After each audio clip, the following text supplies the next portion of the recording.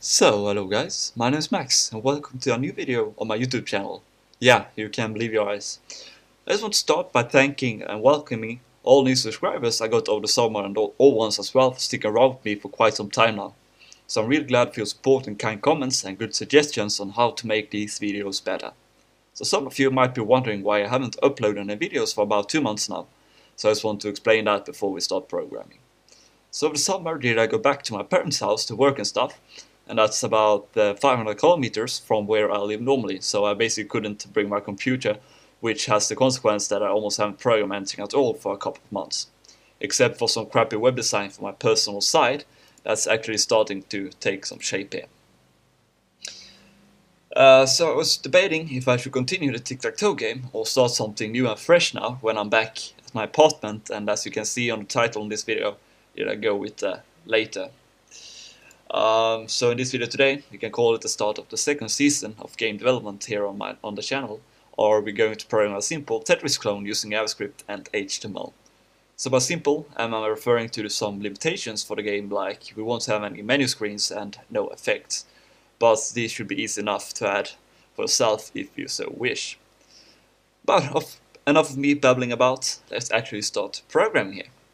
So we can start by creating a new folder on our computer here, and I will call it Tetris, and just open that up with this is the source code for my homepage at the moment. So as you can see, I use DocPad for the backend of the site. But anyway, enough of that. So let's just open up this folder we created with Sublime Text, and I just got a text here. So 1 second guys, be right back. Yeah, so I'm back guys, so wait. Yeah, we created this folder here called Tetris.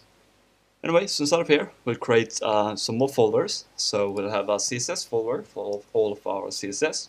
That will just be one file, but whatever. Then we'll have a JS and a source folder, or CRC, where we will have all of our JavaScript code. And lastly, our REST folder, or resources. We will have all of our image data and sound, if you so wish to add that as well. Anyway, speaking of the resource folder, for this project we'll use another project as a base. So we'll use the graphics from this project in particular to facilitate our creation, game creation here.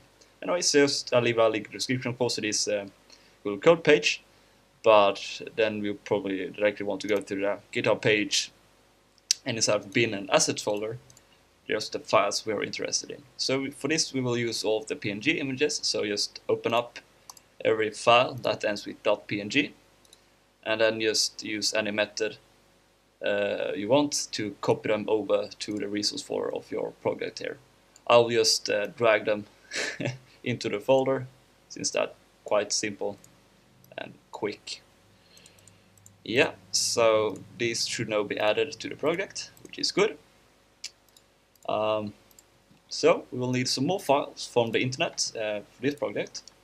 So we used the JavaScript inheritance system from John Resig that we used in the Astro games and all stuff like that to also facilitate our game creation, to make it easier for us to make games and classes and all stuff like that. So just go to the second section and copy the source for the thing here had been developed. Anyway, so just go to the JS folder, create a new file, and call it class.js, inside there just copy that, so we have that done. And we'll also use module loader for this particular project, so just go to requirejs.org. I choose requirejs today because that's really simple to use, and it only requires you to download the latest version, and you're good to go. So just copy that, click the minified download, sorry I can show you again, download here, then the minified button there, and just copy content of the file and create a new file here that we call require.js, and inside of there just copy the thing, or paste the thing you just copied. Anyway, so we're good to go here. So we can start by creating our game now actually. So we will just create our index file and our CSS styles.css file. That. but we can close that down for now. So we just create our HTML code here. So call set the title STC, maybe a simple Tetris color, like that, and then in the body we'll add all of our script dependencies today. So we'll first of all import the class.js file. Then we'll have our require.js file here. So require.js. Then as attribute here, or a data attribute to the thing, we declare this data main attribute. And this is sort of the file we first want the program to kick off here. And that will actually be in the source directory as well. So let's create that file called main.js. And inside of here is log out message for now, so console.log test. Let's just see if our setup is correct so far. So let's open this up in a browser. There it is. And look, inspect elements on the page, open the console. Yeah, this test message is written out. So that means that it at least works so far. Yeah, so let's include another file before we include a require.js file though, that we will call engine.js. That's just the basic namespace for our game here that we will use in order to facilitate game creations in the future and this game as well. And this engine that we soon will create will use this canvas tag here as a starting point for the game. So you have to include this canvas tag as well as this script in order for our games, both now and in the future, to work here. Anyway, so let's create this file. So I just call it engine.js, and engine is maybe a strong word here because everything it will take care of is abstract out some usage on the canvas, take care of input for us, and content loading. So just create these global variables here, or they will be included globally to the page. Then create this closed function scope where we'll initialize all of these objects. So we can start by the canvas. We can actually make that also equals to a closed function scope here. So we just say var c, set that to an empty object like that for now. That later will return here. Then we can add properties and methods to that object to like make them globally available for us. Anyway, so we will declare our frame. We will use like 2 canvases in order for it to work, so like scale content with pixel perfect resolution. So the frame will be equal to the document.get elements by tag name canvas 0. What this does, it gets all of the canvas elements on the page, and then this part here will return the first it finds. So the first canvas tag on the page will be equal to the frame of our canvas here. Then we'll have the frame context. That will just be frame.get context 2D, like that. And we have our view object, and that will just be document.create element canvas, like so. And that will also need a context, so it's a view.get context 2D. Then do we need some other private variables here? We have the frame width, frame height, view width, view height, and then our scale factor that will set to 1 at the start here. Anyway, so now when we have done all of that, we can add some properties to the C object here. So let's add a frame, the view, and the context to be globally available here, like that. And then we have this flip function or method on this that we also want to create here. And what it does, it will basically clear the frame. So you say frame context dot clear image. And we want to clear the whole image, so 0, 0. This is the starting coordinates, and then the width and the height of the rectangle we want to clear. So that's will be equal to the frame width and the frame height.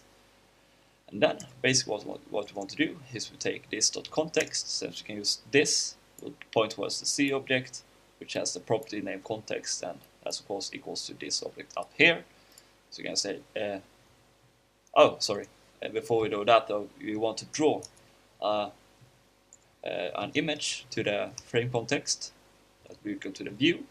So say this.view, which of course is this object, which is this object, and we want that to fill the complete canvas. So you say frame width and frame height again.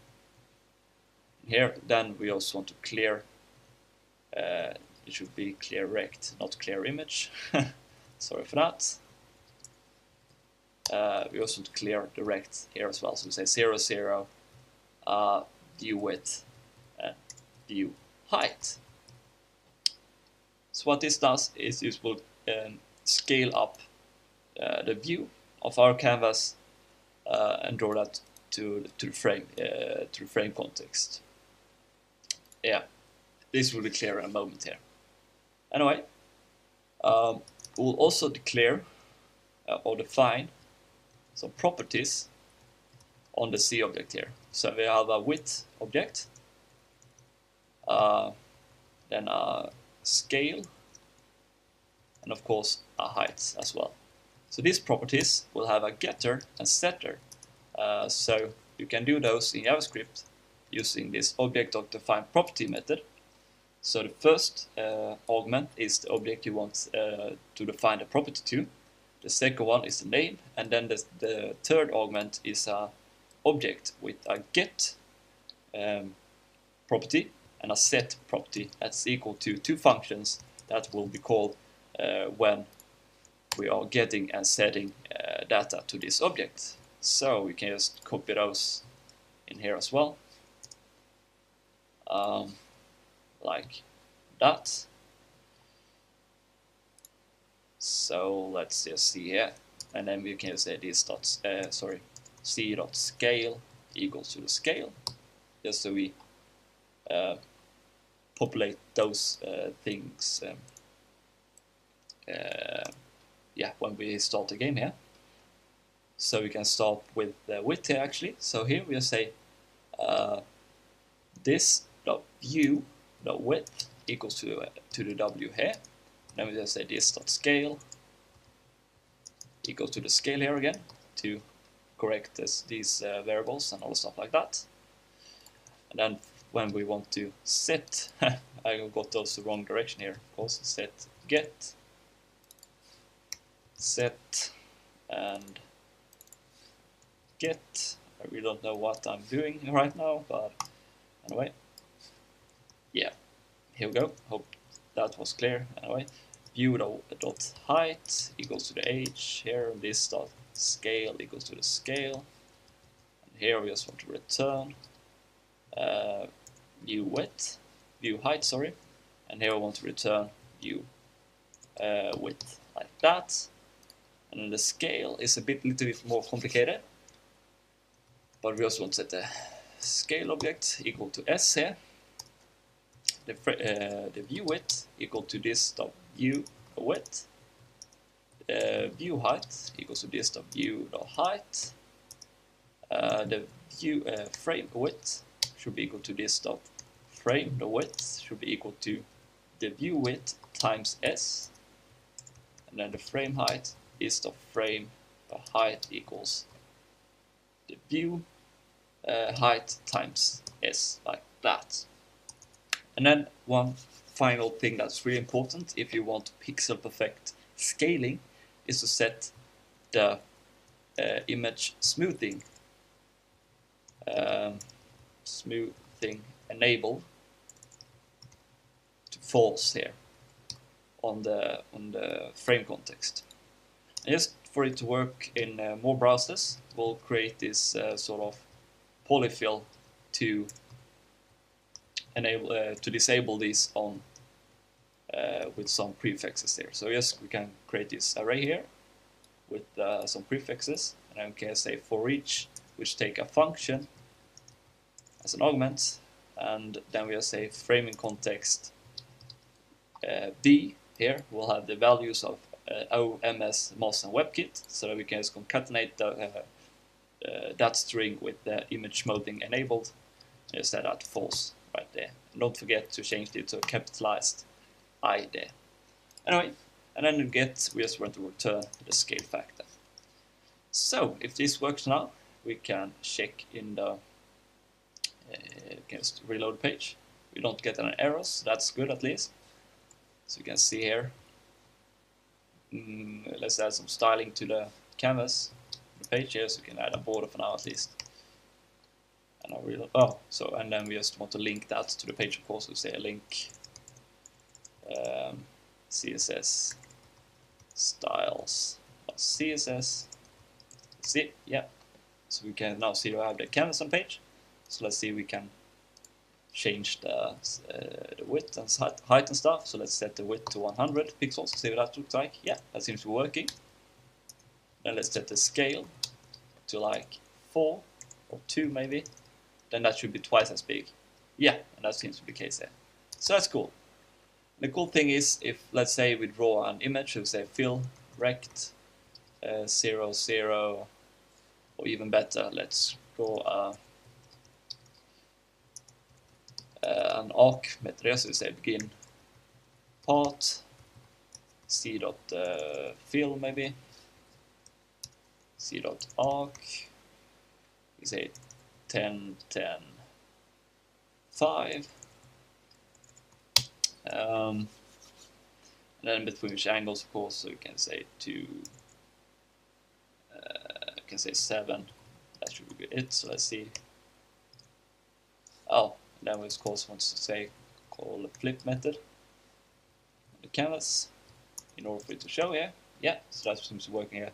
There you can already see that it worked, but let's just prove my point here. So we say canvas high, and let's set that equal to 20 maybe. So you can see when we increase the scaling factor that the graphic still is sharp here, which is good if you want to like make pixelated games like retro classic games and all stuff like that. And if we wouldn't have made it with the image smoothing enable, we can disable that feature, and then you can see what it will look like. You can see here that it will be this all smoothened out and don't really look good. So that's why we use this.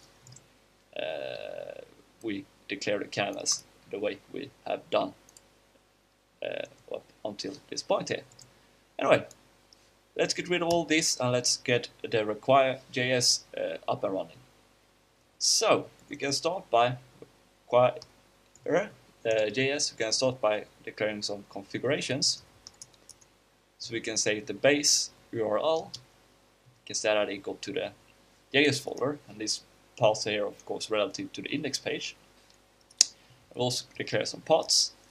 So we can declare a shorten here for the source folder, which is of course in the just like this. So we don't need, then we can just type when we want to include modules. We can just declare it like this. You can say like source canvas canvas instead of like doing that. So that's just a bit of convenience here. Anyway, so we start off the game by requiring the source game file like that. So you say function game. This is the way module loading works in in the require.js.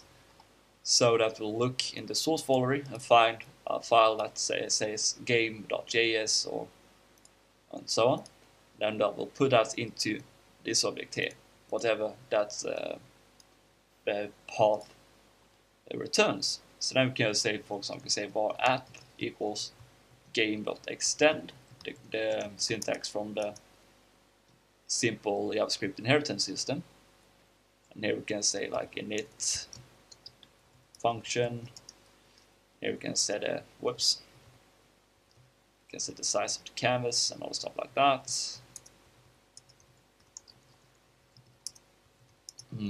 Yeah, just to see if it works here. So then we can specify a window on load event. Yeah, let's do that. and here we just want to create a var game equals new app, and then game.run maybe. So for it to work, we'll need to create this game file that we haven't declared yet. So define a new module. So we say define function like that, and here we just want to turn game, which we declare up here. So we say var game equals class extend, and it's just to make sure it works here. So let's create the run method, and then we just log out running for now. So let's see if it works. So let's reload the page. The object on load didn't really seem to work here, so let's see. Let's actually remove that. Let's do it like this instead. Yeah, so now we can see that that works at least. So that's cool. So we now have the basic game up and running here. So let's continue here with the engine now. So let's actually move the input after the content here just to like give a visual way of how we create this game. So we leave the input for next video, I guess, but we can create content loading now. Yeah, so let's create this content variable here equals to this its own function scope here. If I can hit escape, that would be great.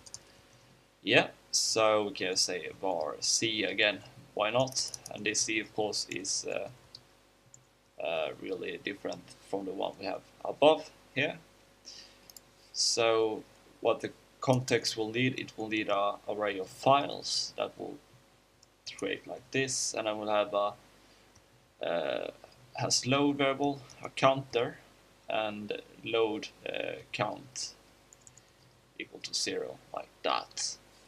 Then everything this function need, at least for this game, we can extend this engine later when we'll need more function, I guess, is just to have this load function that will take a name and a source, where we say that the source is equal to the source or the name. So we can give, if let's say we just give this function one argument, we give it the source for the file we want to load,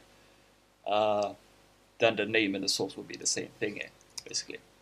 Then we just take this switch statement on the name, the source dot split on the dot pop, so that will give the file ending, the file prefix. So then we have all the cases here. So we say var png, so to like load images. We can say that we want to load GIFs as well. Let's say we want to load JPEGs for some reason.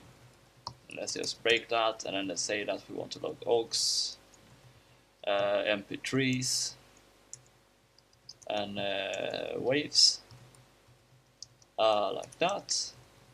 And then for, let's say in future, that we want to load JSON and TMX for like file maps and for maps and stuff like that. But anyway, the thing we are interested in today is the images, so that's the one we will do in for the Tetris game. Then we can extend this in the future. Anyway, so we can save our image equal new image like that. And then let's just say that the image on load event will be equal to a function, which on calling will increment the load count like that. And don't forget, also we can say it like this. Let's see how do we want this to do this. We can say file count plus plus like that. So let's change this to file count. Yeah, this is good. Yeah, so each time we call this method, we increment the file count, and each time we load a resource, we increment the load count. So that's good. And then we just set the source of the image to the source argument, and then we just set the files with the name here equals to the image object, like that. Then to just like get resources, you can say c.get, set that equal to function that take a name as argument, and I just return the files at the name like that. And then let's also have a progress function that we just return how many files we have loaded, and divide that by the number of files we have added to the project. So let's say when this progress function returns 1, we know that all of the files are loaded on the page. Alright, so that was it for the content loader. So let's see if it works. So we can just go to the app here as well, again, and there we can just say, we can say content.load. We want to load a back image. That's in the resource folder. And we just call back.png. So let's just yank that down there, and then we have the numbers file and the blocks file. Like that. So you can call this blocks. You can call this numbers. So let's see if it works now. So let's open up the browser again. Yeah, that seems to be working. I have no error messages at least, so that's cool. So basically what we want to do now, when we have loaded all of these things, is we want to create this tick function, which we will extend here from the game class later. But for now, let's just fill this out. So we can say if content.progress equals to 1, then we just want to draw, we can say canvas of context, draw image content.get. Let's say we want to draw the back image at 0, 0. So let's just implement this tick function and run function and other stuff like that. So we can start with the tick function. That just look like this for now, where we console where we want that it should be overridden. Child class like that, and in the run method, probably guess what it will look like now. What it will look like now. Anyway, so here we just create this loop function. Say function loop. Then we'll say this dot rec frame equals to, let's remove one underscore, equals to the window dot request animation frame loop like that. Whoa. And let's paste this here as well. Oh, come on. Yeah, now it should be copied. Yeah, cool. And of course change this to self, where self equals to this. Yep, so that should be the loop function working at least. So let's see here. Whoops. Well, let's see if the tick function is called even. So let's just log out the message, console.log test. Yeah, the test message written out. Then why isn't it's working? Oh, maybe it is. Maybe it's too small to see here. Yeah, that's probably it. So let's just increase the size of the canvas here. So it seems to be 480 by 272 pixels. So let's set that. So that's done at least. So the size is the right size here. Now let's see. No, still doesn't draw. So one second guys, let me just debug this and I'll be right back.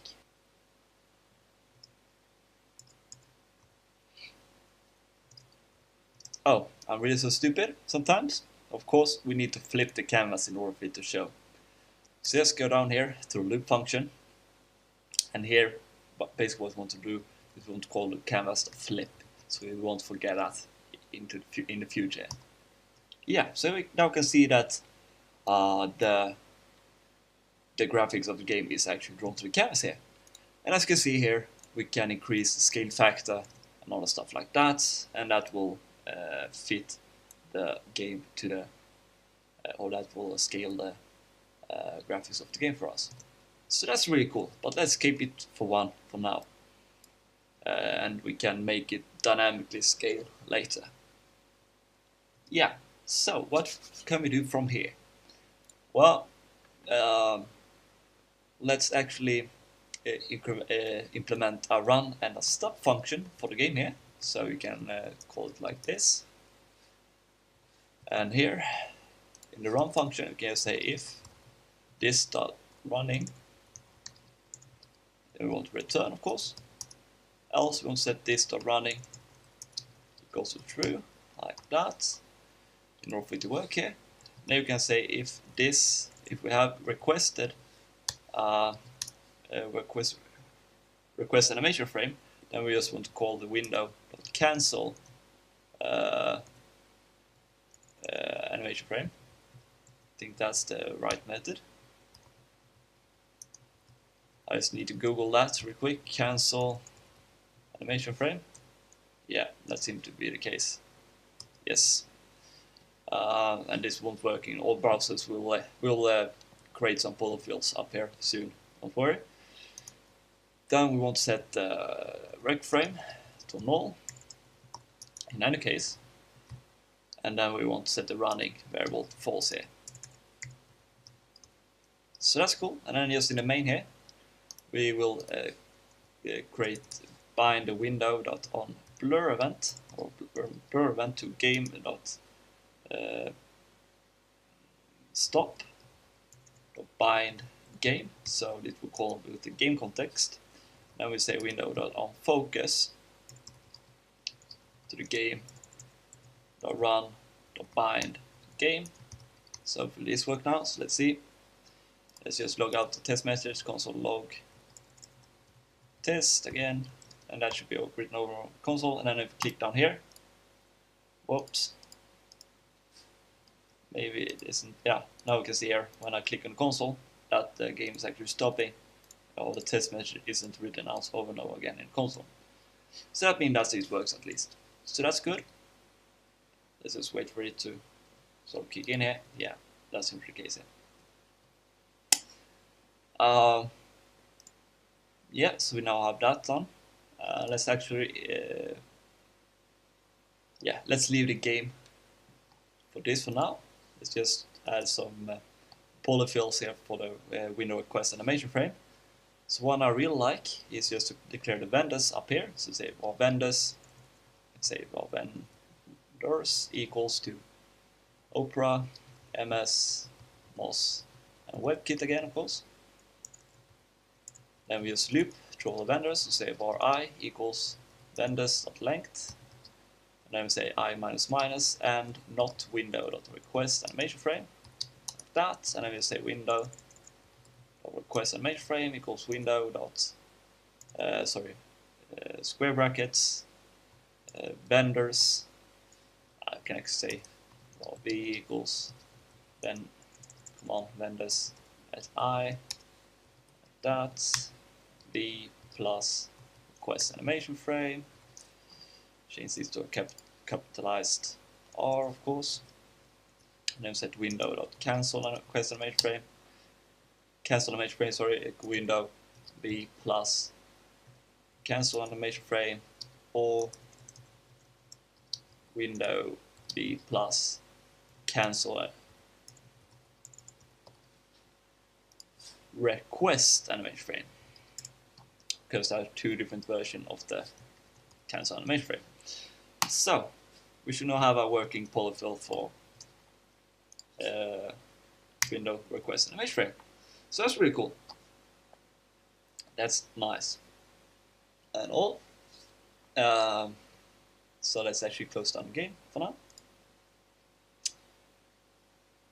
So basically what we want to create here, we just want to say this.has load, set that equal to false.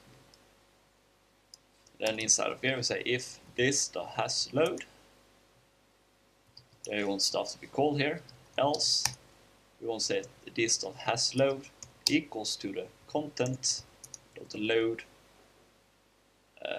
progress equals to 1. Just to make it a bit more efficient here, so we don't need to do this check every frame.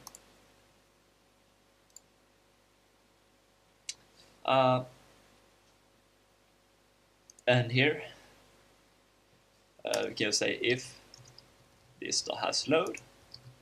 So if it is the first time this block of code is called, then we also want to set this.Tetris equals to a new Tetris game, like that. And the Tetris game we could create here in the source folder as well. So we say new file tetris.js, just define this module function like that, var tetris equals class.extend, of course, return tetris like that. Then just include it here as well, so you can say source tetris, and don't forget the tetris here as well. So let's reload it, see if it works. Yeah, no error messages. So then we'll say if this.hasLoad, then we'll set this.tetris.handle inputs. And we can put input there here. Okay, this.tetris.update. That, and this.tetris.draw canvas of context. That, so let's just create those methods. We say handle inputs function like that, and then we have update, I think we call it, function, and then lastly draw function, context like that, and here we can say this.back equals content.get back like that.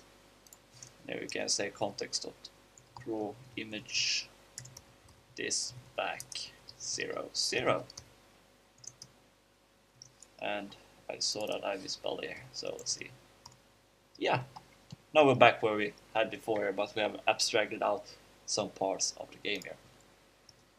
Anyway, so let's actually do one more thing in this video as well. So let's just add all of the scores here to the page, and then let's call it a day. And let's create all of the logic in another video. So for that, we'll create a new module as well that we will call numfont.js. And I should really have a snippet for this, but anyway, let's just clear this. Function numfont equals class.extend, return numfont like that. Then the Tetris, it will require this module, so we say source numfont, that of course. Set that equal to font numfont, and I can say this dot font equals to an object, and let's just see which numbers we have here. So let's start by adding the gray font. So you can say gray equal to a new num font, and what will this take for arguments? Well, you can say that it will take an image object and then a y position, since it will just be for this file here. So take a y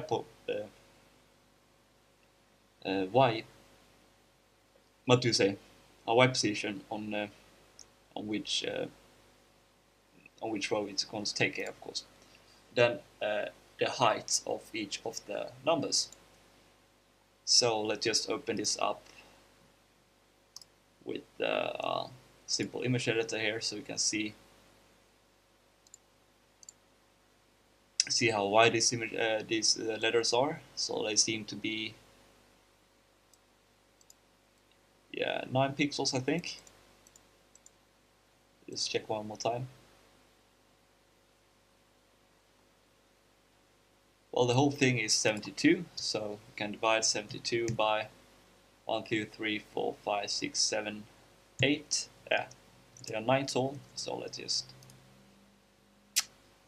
add that to the second parameter there. So let's just create a constructor to take in all these, say init function, and I don't know why I have this in the inputs. This should of course be in the init method. I thought something looked strange, and yeah, there it was. Should still work though. Yeah. Anyway, so num font, it take image, then y position, and height. So that's cool. So you can say this dot image equals image, this dot y equals y, this dot height equals h, and then this dot width equals image dot width divided by 10, because there are 10 numbers, 0 to 9. Anyway, and here we can say give it one method that's called draw. So just say which number it should draw. So say which number it should draw, of course. So maybe take a context first. So which context it want to draw the number to, then an x and a y position, and a padding, an optional padding. Okay, so you set the number equals to this stuff, and then you can say if the padding is existence, if the padding exists. Yeah, I'll leave that for now. I just need to just check some stuff before I do that though. Then we can say context.draw. We can say for. One moment, guys. I just think how we'll do this, and I'll be right back. Yeah, so I'm back. So I found out the method how to do this. Anyway, so we just loop through all of the numbers in the all of the letters in the number. So you say number length like that, I is less than len, I plus plus, the regular stuff here. And then we say just say n up here. That's a bit more efficient. Alright, so say var n equals num at I. Like that, and I of course want to pass an integer of that number.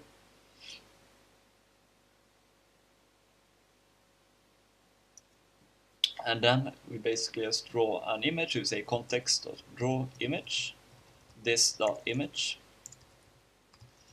to the width times n, and the this of y, of course, for the y position, and then the width, and this the height, then the x and y position where we want to draw it, and then the width and the height again. And that should be it. And then we just increment x position with the width of each of the letters. And for the padding, it's a bit complicated. I just googled it and I found what I was looking for. So basically what I want to do was want to say if the length is greater or equals to the padding, then we just want to keep it as it is. So we just say we just put it equal to the none, of course. Else we want to create a new array with the padding minus the length of the number plus 1, and we just want to join that by zeros, and then we want to concatenate that with the number array. So that should be working here. So let's see if it works. So we can go to the Tetris again, and in the draw method let's just say this.font.gray.draw. I want to draw the context, and let's say you want to draw the number 42. Then at which position, so let's say 10, 10, and let's say that we want to pad it with 8 zeros. So let's see if it works here. Yeah, so here you can see the number 0000042 working fine here. And if you say 5, it should pad it with less zeros, and so on and so forth. Anyway, let's implement all of the different colors of the font we had, and I said there were 9 of them, so 1, 2, 3, 4, 5, 6, 7, 8, 9. And let's just add those as well here. And let's say which numbers do we have. So we have like cyan, red, blue,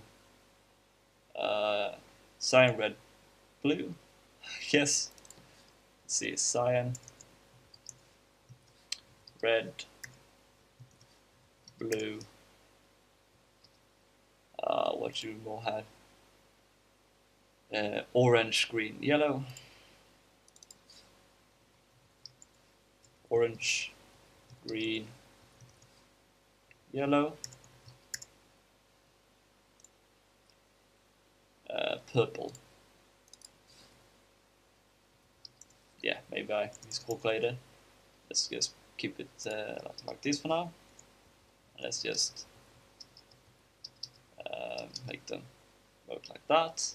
Then we just add 9 here to the previous one all the way down, so say 18, 27 of course, 35, 44 I guess, 53, 62 and 71. That doesn't really look good at all. 71. Oh. Of course, they're all 9 pixels tall, but the one we want to change is of course here. Here we want to say 9, 18, 27, 36, 45, 54, 63. Yeah, this looks a lot better. Alright, so let's see if it works. So we can try to draw the cyan color as instead. Yeah, that seems to be working. Red. Yeah. Blue. Yeah. Orange. Yeah. The green one. Yes. And the yellow. Yes. And lastly the purple. Purple, I said. Yeah, that seems fine. So now everything we need to do is just to figure out the position and where to draw them, and what to draw at that particular point. So I just create this data object that will create like this. And if you don't know that much about Tetris, then each piece has its own name. So this, for example, is called the L piece, I guess, because that looks like an L. This is I, T, this is S, Z, O, and J. So let's just create those. So say L, I, T, I guess, then S, Z, O, and lastly J. And all of those we basically want to set to 0. Yeah. And let's create this total as well here. If you look in the image just here, you see that last we have how many pieces in total we have. Alright, so let's see. They seem like they padded with 5 numbers. So 5 is good here. And the last one seems to be padded by 6. And that one was drawn gray. So let's just say that. So we have that done at least. 6, yes. And what number we want to draw that was this.data.total. That. Then at which position. Let's see, so let's just open up this stuff again, but this time we can open up this, I guess. Yeah. So down here I can see which position I want to draw in. So this is somewhere close to 420 by 220. So let's see what that looks like. 420 by 220. Let's reload here. Yeah, almost good. Maybe we should down one and write a bit more. So let's see, 21. Yeah, even more. 5 maybe. Yeah, that seems the case. And yeah, so I'll just do the rest then, and then we'll call it the day. And I'll just do the same way here, like I look here on which position I want to draw them, and yeah, that's about it. And I don't think that will be that fun to watch. So yeah, see you guys when I've done that.